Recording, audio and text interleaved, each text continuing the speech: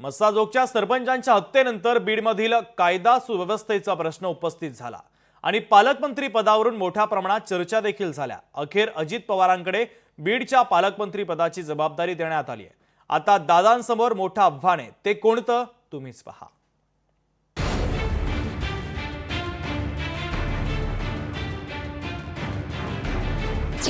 बीडची कायदा सुव्यवस्था राखण्याचं अजित पवारांपुढे आव्हान। पालकमंत्री म्हणून काय असू शकते अजित पवारांची रणनीती। देशमुख हत्या प्रकरणानंतर धनंजय मुंडे अडचणीत।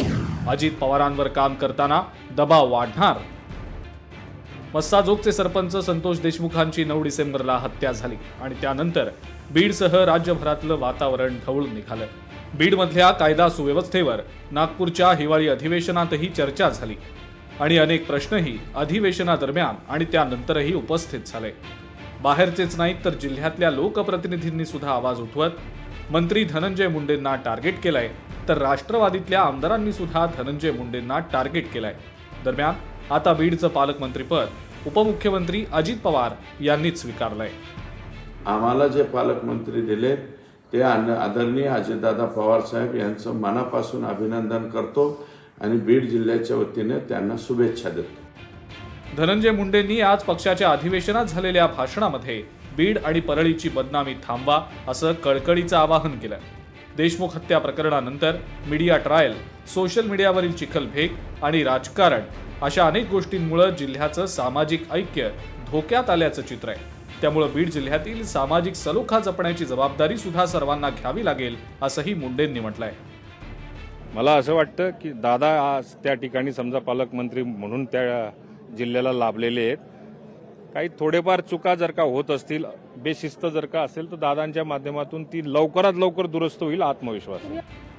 संतोष देशमुखांची हत्या खंडणी प्रकरणातनं झाली आणि हे प्रकरण ताजं असतानाच अंबाजोगाईमधल्या ममदापूर पाटोदा इथं गावातल्या उपसरपंचानं महिला सरपंचाकडे 1 लाखाची खंडणी मागत जीवे मारण्याची धमकी सुद्धा दिली आहे। या प्रकरणी पोलीस ठाण्यामध्ये गुन्हा दाखल झाला असून महिला सरपंचानं न्याय मागितलाय। शाळेचं काम 4 लाखाचं आलंय, तर त्याच्यातले 1 लाख रुपये दे म्हणून मी ग्रामपंचायतच्या मधून काम आटपून शाळेकडे चालले होते, तर त्यांनी मला तिघांनी अडविलं। 1 लाख रुपये दे तर कामं करू देणार नव्हतं, कामं करू देणार नाहीत असा दम दिला मला। मग तिथून मी शाळेकडे गेले, तर तिथं शाळेकडे काम त्यांनी अडविलं आणि तसला गोंधळ घातला मॅडम सोबत। सरपंच देशमुख हत्या प्रकरणानंतर तत्कालीन पोलीस अधीक्षक अविनाश बारगळ यांची तडकाफडकी बदली झाली। त्यानंतर नवनीत कावत यांची नियुक्ती झाली। कावत यांच्या नियुक्तीला आता 1 महिना होतोय। महिन्याभरात कावत यांनी कायदा सुव्यवस्था अबाधित राखण्यासाठी प्रयत्न केले। लोकप्रतिनिधींसह नागरिकांच्या विरोधामुळे मुंडे बहीण भावांना बीडच्या पालकमंत्री पदापासून दूर ठेवण्यात आलं। बीड लोकांकडून भरपूर अपेक्षा आहे आता पोलीस डिपार्टमेंटची। तो बीड जिल्ह्याच्या लोकांना मी हेच आवाहन करतो की आता जो सध्या प्रॉब्लेम आपल्या जिल्ह्यामध्ये आहे त्याला सॉल्व्ह करण्याचा मी 100% प्रयास करणार आणि लवकरात लवकर तुम्हाला त्याचा रिझल्ट भेटेल। अजितदादा पवार यांची ख्याती पाहता ते स्पष्ट वक्ते आहेत, कठोर कारवाई करणारे आहेत। त्यामुळं एकंदरीत जर पाहिलं तर बीड जिल्ह्यातील कायदा व सुव्यवस्था राखण्यासाठी, त्याचबरोबर बीडचा जो विकासाचा जो अनुशेष राहिलेला आहे तो भरून काढण्यासाठी अजितदादा पवार प्रामुख्यानं प्राधान्य देतील, मोठ्या प्रमाणात निधी देतील अशी आम्हा सर्व बीडकरांची अपेक्षा आहे। देशमुख हत्या प्रकरणानंतर देखील जिल्ह्यामध्ये खून, गोळीबार आणि खंडणीसारख्या घटना घडतायतच।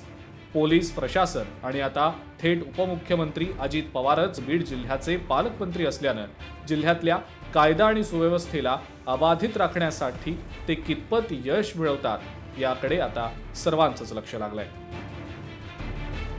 विकास माने, लोकशाही मराठी, बीड। लोकशाही मराठी ऐका, पहा, जागरूक रहा।